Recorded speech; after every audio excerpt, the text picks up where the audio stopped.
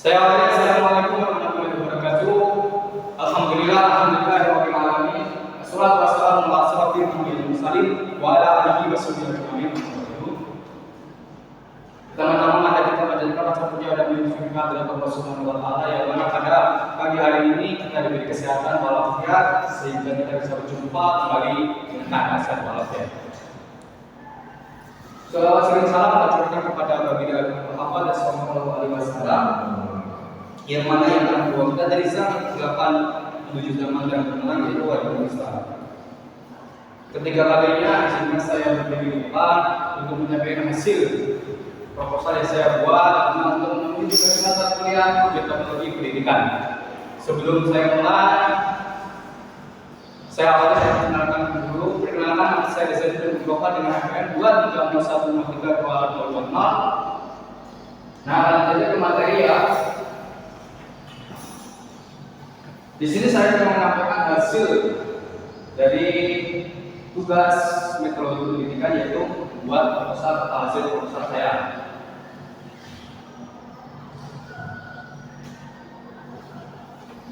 Judul proposal yaitu analisis dampak penggunaan vektor terhadap relasi studi dan minat belajar peserta didik kelas 3 di SDN 01 Sidang Batangham. Nah, rata-rata perkembangan zaman telah membawa perubahan besar dengan hadirnya alat komunikasi canggih, yaitu gadget. Gadget merupakan inovasi teknologi yang dengannya manusia dan dilengkapi dengan berbagai aplikasi yang menyediakan akses berita, media sosial serta hiburan. Anak-anak saat ini dapat dengan mudah mengakses berbagai aplikasi di gadget baru yang mereka miliki. Dalam waktu singkat, mereka mampu memahami dan menguasai fitur-fitur yang tersedia. Hal ini terjadi karena dengan menggunakan perangkat spesial konsep atau tablet, anak-anak dapat memperoleh beragam informasi meskipun belum semuanya bersaing dengan baik. Peran orang tua yang dahulu menjadi teman bermain bagi anak ini mulai digantikan oleh gadget. Padahal masa anak-anak merupakan masa paling penting bagi perkembangan fisik dan psikologi manusia. Data tahun 2018 menunjukkan bahwa terdapat sekitar 1.773,9 juta pengguna aktif ponsel dengan jumlah terbesar berasal dari kelompok usia anak dan remaja. Selanjutnya, rumusan masalah yang pertama dari proposal ini yaitu apakah dampak penggunaan gadget terhadap minat belajar peserta didik kelas 3 di SDN 01 Sidang Batangham. Masalah yang kedua yaitu apakah dampak penggunaan gadget terhadap perilaku peserta didik kelas 3 di SDN Sidang Batangham.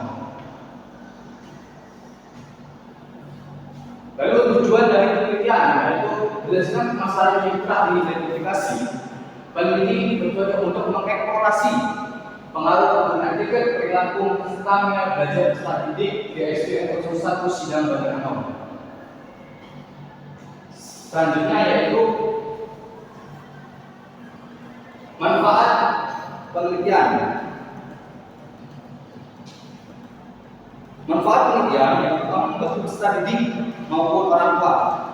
Hasil penelitian ini diharapkan dapat menjadi bahan pertimbangan dalam memahami dampak penggunaan gadget terhadap perkembangan perilaku setiap belajar anak, sehingga mereka dapat lebih bijak dalam memanfaatkan teknologi tersebut. Selanjutnya bagi peneliti ini diharapkan dapat memperkaya wawasan mengenai perkembangan perilaku setiap belajar peserta didik, sekaligus memahami manfaat serta dampak yang ditimbulkan oleh penggunaan gadget dalam proses pembelajaran. Yang ketiga, manfaat yang ketiga yaitu bagi peneliti. Penelitian ini menjadi pengalaman berharga serta sumber wawasan baru yang dapat dijadikan bekal dalam kehidupan mendatang, terutama saat berinteraksi dalam lingkungan keluarga maupun masyarakat serta secara langsung. Nah, langsung saja ya teman. Landasan teorinya terdapat yang pertama yaitu gadget. Pengertian gadget. Menurut etimologi 2019, istilah gadget yang dalam bahasa Indonesia dikenal sebagai gawai berasal dari bahasa Inggris. Istilah ini merujuk pada perangkat atau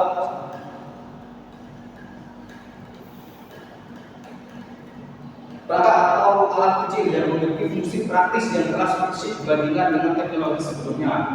Nah, alasan yang kedua yaitu perilaku. Pengertian perilaku sendiri, pandangan behavioristik adalah sebuah aliran dalam studi perilaku manusia dan dikembangkan pada John Dewey. Teori ini memiliki peran utama pembelajaran dalam memahami perilaku manusia. Prinsip dasar dari pendekatan ini menyatakan bahwa perilaku manusia sepenuhnya mempengaruhi dan diatur oleh aturan-aturan tertentu. Nah, jadi yang pertama, yang ketiga yaitu minat belajar. Landasan yang ketiga yaitu minat belajar. Menurut Ahmad, minat dapat diartikan sebagai sikap batin seorang yang dilibatkan tiga aspek utama jiwa. Dalam jiwa yaitu kognitif, konsentrasi, dan emosi yang berfokus pada suatu objek atau aktivitas disertai dengan perasaan yang kuat. Nah, selanjutnya metode penelitian. Metode penelitian yang pertama, metode ini saya menggunakan metode penelitian yaitu kualitatif. Kenapa saya menggunakan metode kualitatif? Karena di suatu tesis saya, di SDN Jambalanang itu perlu saya teliti karena perkembangan anak itu berubah ketika dia sudah memegang bibit atau data dari bibit tersebut. Yang kedua, sumber data. Sumber data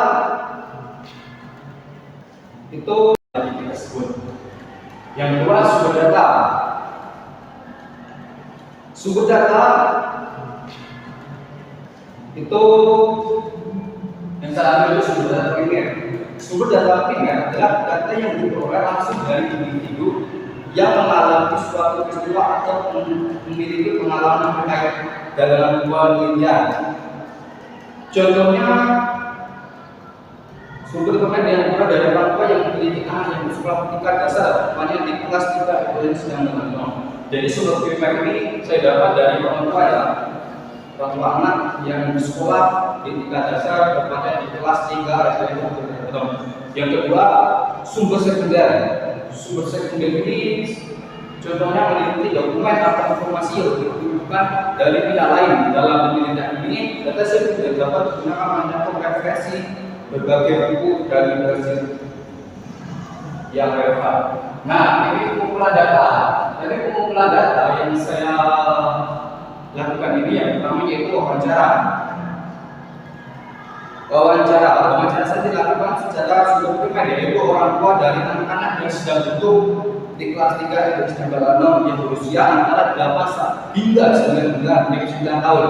Dari wawancara dalam ini diharapkan dapat diperoleh data mengenai pengaruh penggunaan gadget terhadap perilaku dan minat baca siswa kelas 3 di sekolah tersebut. Data pengumpulan yang kedua yaitu dengan observasi. Observasi, apa itu observasi? Observasi merupakan teknik pengumpulan data yang dilakukan melalui pengamatan sesuai dengan catatan mengenai keadaan dan. Nah, metode ini terdapat dalam hal classify yang dilaksanakan di SDN Kabupaten sedang beragam. Yang selanjutnya pengumpulan yaitu dokumentasi. Metode ini digunakan untuk mengumpulkan data mengenai sejarah singkat SDN Kabupaten yang beragam dan hal sekolah, visi dan misi dan struktur organisasi serta data siswa kelas 3. Nah, selanjutnya teknik penjaminan keabsahan data. Yang pertama ada triangulasi sumber, triangulasi waktu. Nah, teknik analisis data, reduksi data, penyajian data, kesimpulan dan verifikasi. Cukup sekian adalah proposal yang saya buat.